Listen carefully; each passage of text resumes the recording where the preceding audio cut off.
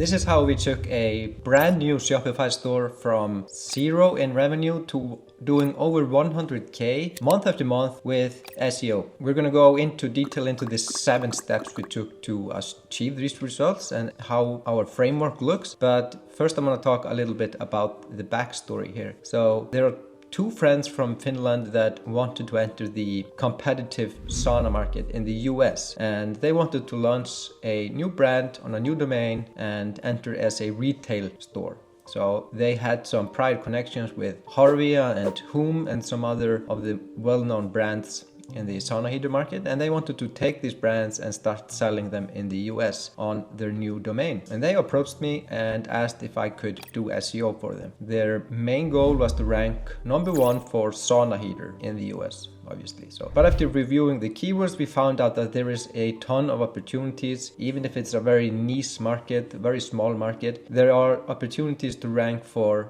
a variety of different long tail keywords, and especially sizing and things around problem solving around how to choose a sauna heater. So that's how we got started, and in May 2023 is when we launched the SEO campaign. Okay, let's have a look at some rankings, revenue and traffic stats. So sauna heater, we are now ranking number 1 just after shopping, and I just updated this, and this confirms that we are here just after shopping. Looking good. And for the last 30 days, we're sitting around 120K in organic revenue. So it's important to note that all of this traffic is high buying intent. There's a lot of clicks to collection pages, to the home page, and to these sizing pages that we have created. So this is a really, really high quality traffic that converts for high ticket items. So the conversion rate for those tends to be lower, but the average order value is obviously very high. So this is looking really good. And over the next 1 or 2 years, we plan to go from sauna heaters into different types of saunas, and let's see how that goes. So let's dive into the case study and talk about the 7 steps that I think are important to achieve results like this. So the first thing I want to talk about is revenue focused SEO. I think it's important to highlight a little bit that aspect of SEO when it comes to e-commerce, because a lot of SEOs tend to focus on when they launch new sites or when they enter a new project. SEO sometimes fall in the trap of scaling brand with blog traffic, which is a mistake in my opinion, and the focus should be on collection pages, product pages, and all the money pages, and your internal linking structure and the whole focus around the site should highlight that. And I often see e-commerce sites that get a lot of traffic, and most of it is blog focused. And when you look at the actual blog topics and the internal linking structure, you can see why that is the case. So we wanted to focus our resources essentially at ranking high intent commercial keywords for this brand, because it's a new brand, limited budget, and that was the way to go in my opinion. So having talked to the site owners here, what's really important was they knew everything about saunas and sauna heaters and especially sizing. So one of the aspects they highlighted was that all the other brands in this market, they had a problem with sizing. So how do you size a sauna heater that's correct for the sauna? And the buyer journey, essentially, people decide to build a sauna or they have a sauna, and getting the right sauna heater for their build and things like that. So it's very technical. People have a lot of questions, and if you can enter into the buyer journey at the right stages when it comes to these sizing questions, and essentially being there with these pain points and answering the questions these people have, you have a greater chance of converting. So that's what we did. We have a lot of content around these pain points, and a great calculator that we started out with, and that has been a high success for this brand. And point number 3 is keyword research, how to find buying intent keywords at scale. When launching new project, we usually start by scraping all keywords we can find. And I like to use Ahrefs. They have a massive database of keywords. You can download basically all keywords around the topic that you're going after. What we also like to do is we try to find the top 5 to 10 competitors and download all of their keywords as well. We also like to use the features, the search features in Ahrefs to narrow down on things like shopping, or if it's feature snippets, and right now AI overviews, and we download these as separate data sets to build up data points for each keywords, and then we can tag keyword clusters with these data points. Low fruits is another tool I like to use to get, essentially data on low competition keywords. It's great for finding things like where is a low DR sites ranking, where are the forums ranking, or things like that, where it indicates that a keyword has low competition, and we use that as additional data points as well. Looking through Reddit and forums and just finding conversations about the topics. What are people talking about? What are they frustrated about? What are the pain points? Or it's fantastic to build out, topics and taking these keywords that you find in other places and turning those into actual topics, because that's the important thing. Google Search Console, because we had a brand new domain, they didn't have any data for this domain essentially, but they had some prior projects where they used Google Ads and things like that to buy traffic, and they started to rank a little bit around some of the topics. So we had some data we could use, especially the data from Google Search Console, but also from actually just running ads. So this gave us a great deal of information about sauna, heater types,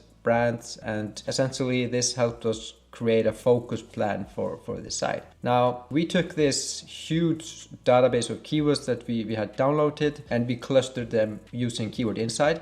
And we then took these clusters and we organized them into, types, brands, what is the intent. And once we had organized all of these keywords, we basically had a content plan for the next 18 months. So in kind of May 2023 is when we finished going over our keyword plan, and we just laid this out and started building out what collection pages are going to build, what keyword are we targeting on each page. So this is fantastic for just creating a plan and then just following that plan for a long time, and the results have been absolutely fantastic. So what I like to do is take my keywords in all of these clusters and just look at them from a theme perspective, like what are the themes, what are the actual topics being discussed, what are people searching for, what are the things that they're trying to solve, what do they actually want. And now that when we had that laid out, we started building, blog posts, like 1 or 2 blog posts per month, and building out a ton of their collections and optimizing everything around backlinks at scale. When it comes to e-commerce in 2024 and going into 2025, you will only get so far without consistent acquisition of backlinks. The general rule is that you want backlinks on 8 relevant pages that are getting traffic. Those pages, links on these pages, going to bring a great deal of off-page topical authority. That's just a fact. And the more overlap in rankings with your keywords that the domain that you're building the link on has, the better. So if you have a domain with a lot of different pages around the topic of like sauna heaters or saunas, the better. If there's just one page, it's also good, but it's less effective as if there are multiple different keywords, different pages ranking in your market. If you can get links on these actual pages, that's fantastic. But the next best thing is to, send them an article, get a guest post, and request that you get internal links from the other pages that are ranking into your new post. Getting the link inserted in old content is the most effective way to increase rankings, but new posts can obviously be good as well, but it's just going to take a much longer time. Now, if you can build 3 to 10, maybe 15 links like that every month, you're going to be in fantastic shape. But now, given that we were working with a new brand with a domain authority of 0 at the time, it was important to start the building in the right order, and build foundational links, then go into like high authority links, branded links, relevant links, and digital PR. So we have done all of these things, and we are now in great shape when it comes to links. And every month we build them consistent high quality links that help them maintain and increase their traffic. SEO workflows is very important when it comes to SEO, and you might have, you're publishing new content, you're building the links, but you also want to have workflows around finding new data in Google Search Console, for example, and optimizing your pages based on that data. Once pages start to rank, you're going to get new data into those pages. You're going to have more long tail keywords. You're going to have opportunities to optimize for click-through rate, for new keywords. You're going to have keywords that pop in that maybe should rank on another page, so you can actually create a new page, and then you can internally link these pages. But the most important thing is to have a process where you actually optimize these pages and track the changes and then repeat it month after month. For example, the main keyword for the homepage ended up being sauna heater, but it took a while to get into the top 5 for our main keyword. So, but in the past 12 months, we have seen that people have used variations of the keyword of sauna heater. They are more long tail, they are less competitive, and we could actually see these keywords come in. We optimized the homepage for these keywords and started ranking for them much better once we had optimized, and that brought in traffic much earlier than the actual term of sauna heater. So if you take a quick look at the history of our rankings for sauna heater, we can see it here. So we started working with this brand in May 23, and it took a good 6 months to actually just have the first hit. We came in at number 47, then it just drops out for a month and comes back in like 69. So during this process, we are monitoring both the keywords that start to rank around sauna heater, but also we took a look at the pages that are popping in. So we have commercial sauna heater come in, and at this point is is an indication that we can maybe create an internal link from commercial sauna heater to our main page, or make sure that we have a link here. And the same thing here, we have the 110 watt sauna heater come in. Is there an internal link that's with descriptive things? And tracking these rankings over time is important. Another thing to notice or mention here is that we actually wanted to rank a different page for this initially. And collection sauna. So this one, we want to rank this page as the main collection for sauna heaters, because everything that's ranking in the top 10 was actually just collection pages and not homepage. But Google absolutely refused to rank this page and only wanted to rank the homepage. So I think you can see it here. I think it was during this period here, we actually tried to get it to rank, but we actually could not get it under any circumstances to rank. And we ended up removing it and redirecting it into the homepage. I think it maybe was around here. So our rankings absolutely tanked. We ended up de-optimizing the homepage, making some adjustments, and then it just came back. At this point here, we were ranking like 8, 10. We decided to just turn the homepage more into a collection page by adding a ton of products. So we had limited products, and we tried to replicate what other brands have on their collection pages by adding more products, and this resulted in us going up into position 5 and then position 3, which is actually position 1 because of all the SERP features or above it. So this now is just bouncing around, and right now we are there are 3 other sides to beat, but this is something that we're tracking, keeping a tabs on and always trying to improve. And finally, technical SEO. As the store was brand new, was a robots file, and made some initial technical adjustments to the theme files and make sure that we had good foundation when it comes to mobile indexing, crawling, obviously tracking if we have broken links. We shouldn't, because we are in charge of all the content, and just fixing common Shopify issues like the canonical issue when you go from a collection to a product where it links to a non-canonical version, but things like that we fixed and made sure that we had a good technical foundations. It was not a big focus and not something we spent too much time on.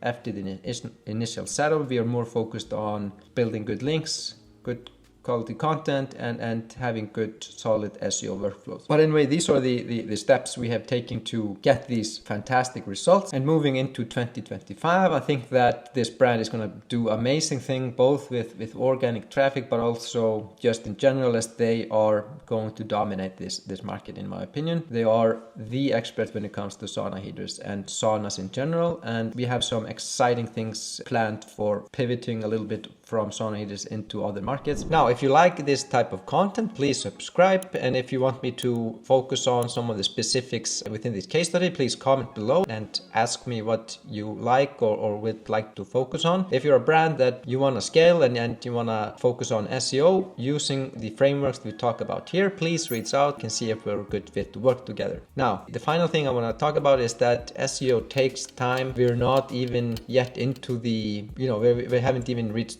number one position for sauna heaters, but everything that we are doing is long-term planning. It's consistent and it's focused on increasing revenue. And it's important if you're a brand and you're doing SEO that, you know, it's a long-term game, and during the first 6 to even 12 months of the project, the return on investment wasn't really there, but right now it's just going through the roof, and it's probably one of the highest return on investment you can make as a long-term thing. So thank you for listening, and talk to you later.